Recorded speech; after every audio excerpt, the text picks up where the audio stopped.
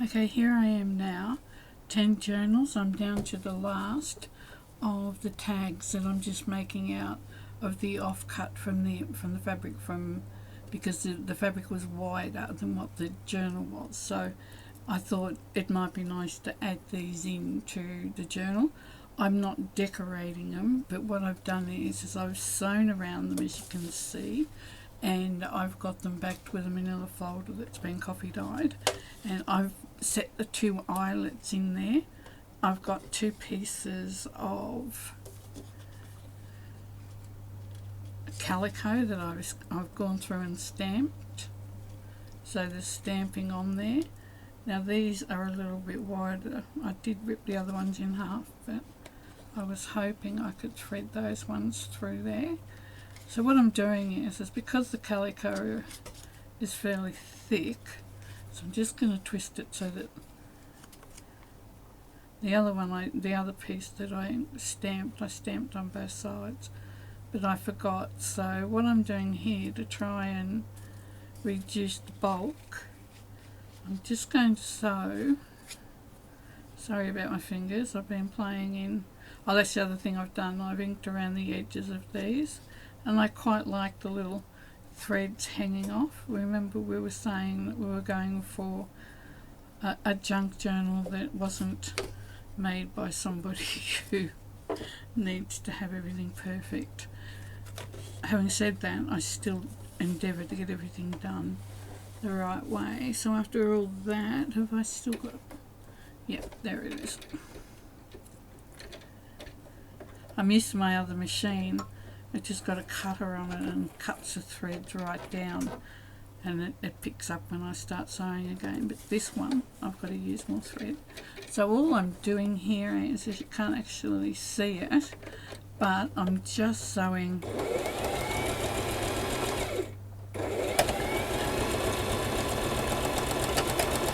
now. There's a few of them in the pile that I hand stitched, because to hand stitch or sew it across like that with the machine is neither here nor there for me, because I'm like, so you can see that row of zigzag that I've put across there. Not very well, but trust me, there is. So I do that. I'll do that with 2 of them. Now with this bigger one, I've made up some ruffles. I haven't done them for quite a while, and my dexterity and my ability to do things with my hands, it was really quite funny. So I was just going to put them all in the bin because I didn't think that they were good enough. And then I decided that don't be so silly. Do not be so silly, Rick. So I will just cut this here.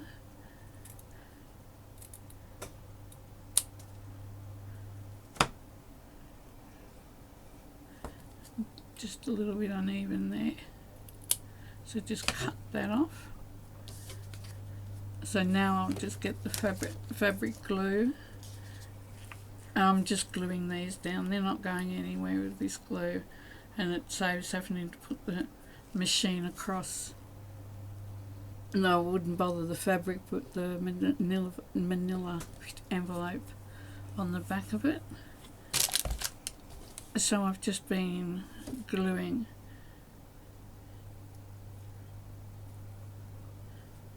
Now there might be slight variation with what's in the journals, but each one has got a little pack like this. I will, when I do this, what I'm going to do is I'm going to do a show and tell at the beginning of just a simple, this is what I've been doing, and then I will put up the actual process videos of what I've done. So now you see that didn't take very long, and it's just trying to get it without the glare, and that looks kind of cute. Just a different option than having it, looking the same all the time. I like those ruffles, particularly on the here we go, on the bigger tags. And although they do add bulk, they squash down. They sit down and they look lovely. And I don't think they really add, the ruffles that is, I don't think they really add too much. So now we'll just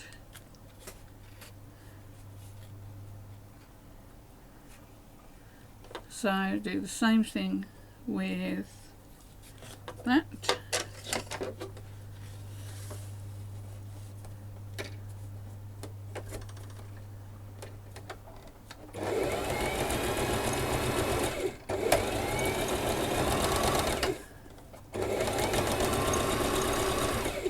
Probably a bit of an overkill with the sewing. So now we've got everything done. Now it's a matter of finishing off the journals the way we want it. Just give me a minute and I'll get rid of the machine. Now I'm pretty sure I've shown you, because this has been over a period of I think 8 days now. Just every time I think they're done, I've just got to add a little bit more. A bit crazy, I understand that, but I just like things to be special and I like them to be as good as I can get them. So this one here's got no lace on the spine, this one does. I've put the little beads on the signature tails, and I've done inside. I'm pretty sure I have shown you that, but like I said at the beginning, before I put this series up, I will do a show and tell, and then it gives you the option of either buying one or you can follow the process and do it along with me and make your own. That will be completely and totally up to you.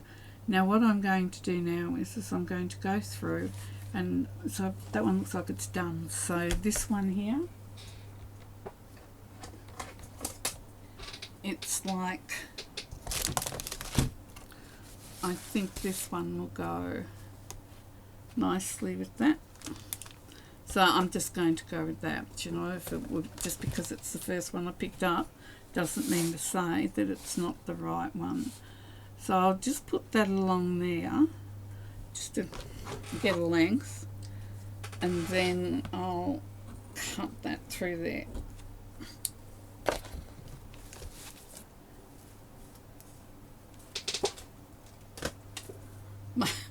My craft room, I don't know how it happens. It's a mess. It's a dead set mess. Now I've been using the Heat and Bond, and a little bit of a clue on what I've done, I find, is this is a piece of the release paper. Remember that we have the heat and Bond on this side, and then I think it's on the other side as well, just from memory. So that when I'm putting the lace down and I want to press, because it's lace, obviously all the glue comes through. Now this is a release paper, and you don't get glue all over you or spread it, or I still get it all over me. I don't know what I'm saying here. So what I like to do is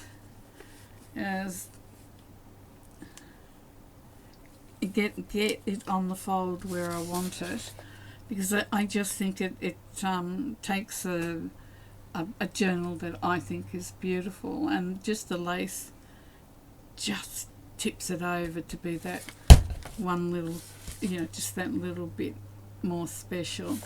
And we all love the lace, don't we? So we're going to be putting that along there. I've got enough at each end, and then I'm going to just place it down. Well, no, I'm not, because I just mucked it up.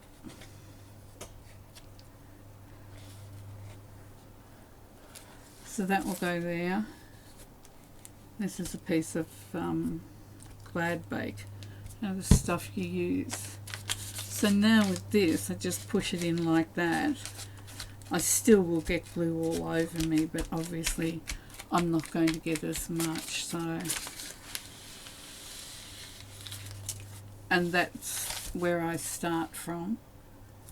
make sure everything's as straight as it could be.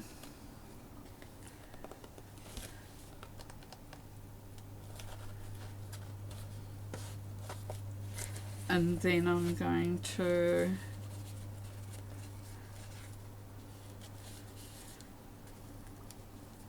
run a little bit of glue along here. I don't really want to glue the edges of it because I kind of like it but I like to be able to get it so that it won't sort of like catch on something and it won't just tear off. So that's the back, and now the front we will, and remember I said that we weren't going to be doing any decorating in here, and also too I won't do a focal on this. I'm not sure this one actually needs a focal point, it's pretty busy. So putting your lace down is basically that simple. I never worry about cutting it exactly when I know I'm going to glue it, because the last thing you want is to cut it too short. So it's easier to cut it now, just that little bit off the end, than it is to have to try and take it off without ripping the paper or spoiling the fabric. And you know, the old saying goes, it's easier to take it off than it is to add it.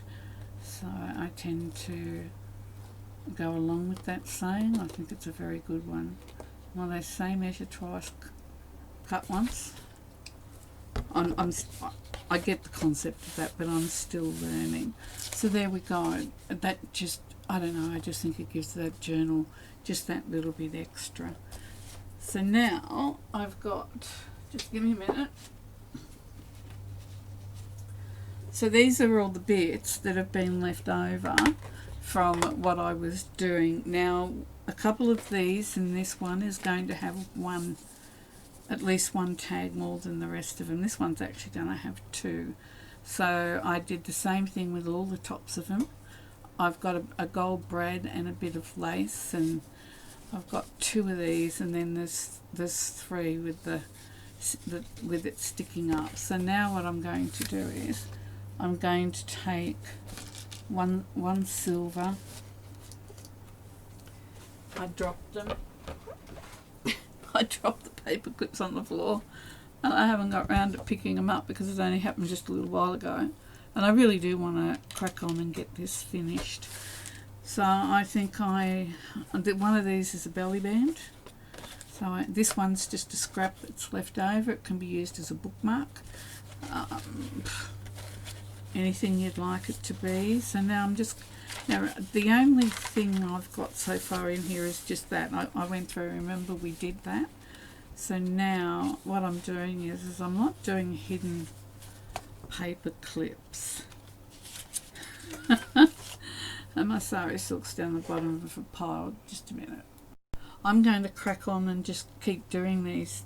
I'm sure you don't want to be seeing every bit that I do. And like I said, I'll do a show and tell when I've got them all done to give you an idea of what's going into the shop. So I will take this opportunity of saying thank you thank you for supporting me. Thank you for watching my videos. I very much appreciate it.